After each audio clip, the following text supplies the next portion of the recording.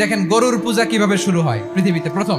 বনি ইসরায়েলের এক দুষ্ট লোক ছিল, নাম সামিরি। সে সবাইরে বলল তোমাদের স্বর্ণগুলো ফালাও। স্বর্ণগুলো ফেললো, বনি ইসরায়েলের স্বর্ণগুলোকে গলিয়ে গরুর বাচ্চা বানালো, গোবৎস।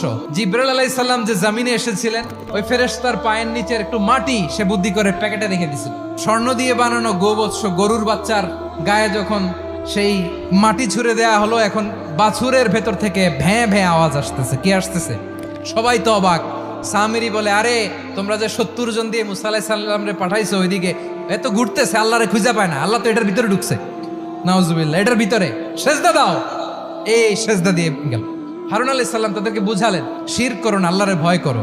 শুধু এতটুকুই তিনি বুঝালেন, দাওয়াতি কাজ পালন করলেন, কিন্তু প্রতিরোধ করেন নাই। এই ঘটনা থেকে শিক্ষা কি? শিক্ষা হচ্ছে, আপনি শিরকের আড্ডাখানা দেখলেও বৃহৎ স্বার্থে তাওহীদের দাওয়াত দিবেন, প্রয়োজনে আপনি ঐক্য নষ্ট করবেন না। সুবহানাল্লাহ পড়বেন না?